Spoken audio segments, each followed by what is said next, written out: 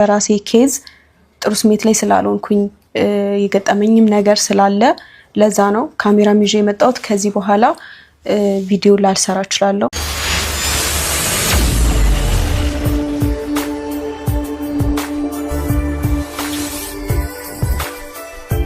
ሀይሚ ቅመም ሀይሚ ቆንጆ እንግዲህ ዛሬ በዚህ መልኩ መታለች ማለት ነው። እንደምታዩት ነው መጀመሪያ ላይ የተጠቀምኩት ፎቶ ማለት ነው። እና በራሷ ሁኔታ ነው የመጣችው።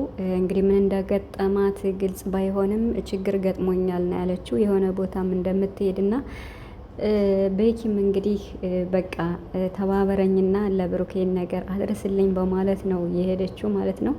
ይህን አስመልክቶም እንግዲህ ብዙ የጨረቃ ቤተሰቦችም እየተረበሻችሁ እያየው ነው፣ ኮመንትም እያየው ነው። እና ያው ብሩክና ሀይሚ እንግዲህ ታውቋቸዋላችሁ የእነሱን ግንኙነት የእነሱን ያላቸውን ሪሌሽንሽፕ ምን አይነት አንዳቸው ለአንዳቸው እንደሚተሳሰቡ ግልጽ ነው ማለት ነው። እና በዚህ 1 አመት ከምናምን ውስጥ ብዙ ነገር አይተናል።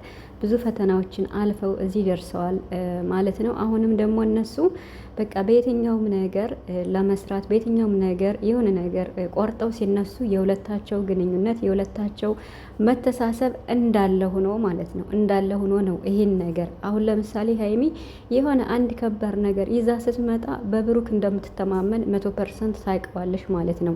የፈለገ ችግር እንኳን ቢፈጠር ያንን ነገር እሷ ይዘው የመጣችው ራሷን ወክላ ይዘው የመጣችውን ነገር ከባድ ችግር እንኳን መዘዝ ቢያመጣባት ያንን ችግር በራሷ ትፈታዋለች ማለት ነው። ስለዚህ ያን ያክል የከፋ ነገር አለ ብዬ አላስብም። ምክንያቱም ያው ብሩክ ትንሽ ተረብሿል ወደ መጨረሻ ላይ ትንሽም አሞኛል፣ ደብሮኛል፣ ጥሩ ስሜት ላይም አይደለውም እያለ ነበርና ብሩክ ከመጀመሪያው ማለት ነው።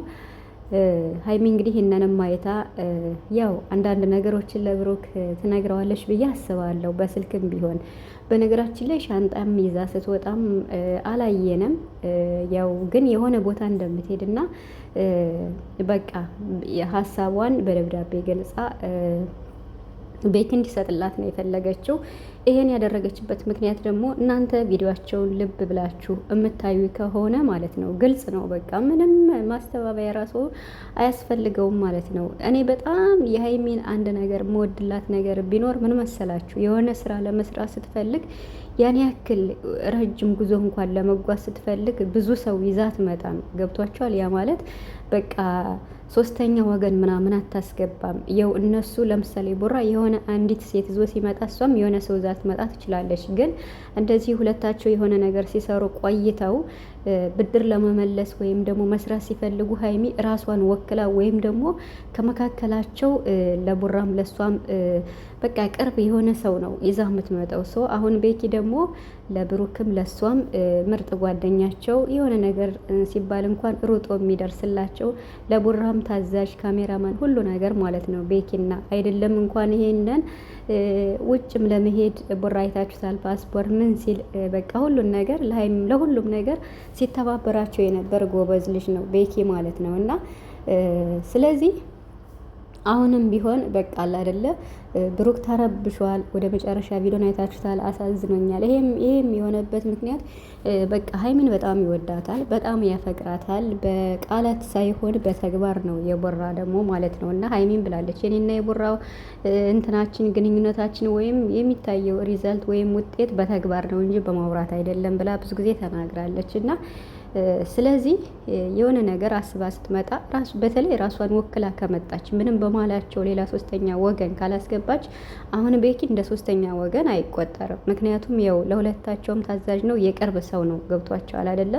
ያን ያክል ችግር አይፈጠርም። ቡራ ተረብሿል። ግን መረበሹን ቪዲዮውን ስታይ የሆነ ማስተባበያ ነገር ልትል ትችላለች። ያኔ ከካሜራ ጀርባው ማለት ነው፣ አይታወቅም።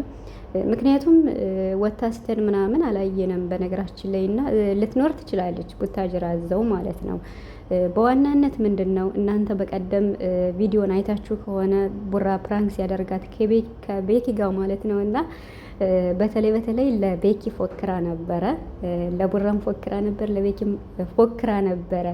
የቀሩትን ጸጉሮችን ካልጨረስኩልህ ሀይሚ አይደለውም ብላ ነበረ። እና ይህችን ቃል እኔ መቼም አልረሳትም። እና ብሩክም እየሳቀ ነበረ ባለፈው ፕራንክ ሲያረጓት ማለት ነው። እና እኔ በጣም የሚገርመኝ ነገር ሁለቱንም ባንድ እንደዚህ ስትበቅ ስለዚህ ሁለቱንም እንግዲህ ባንድ ነው እየተበቀለቻቸው ያላችሁ ብዬ ነው ማስበው ሀይሚ ማለት ነው። ሰምታችኋል ምን እንዳለች በቀደም ለታና አሁን ምንም ያን ያክል የከፋ ነገር አይኖርም። ያው ቡራም ወደ ራሱ እንዲመለስ ያው ልትነግረው ትችላለች የተወሰነ እንኳን ማለት ነው። እና ምክንያቱም ያው መቼም ጥለው እንደማትሄድ እርግጠኛ ነኝ። አዲስ አበባም ቢሆን ቡራን ትታ አትሄድም።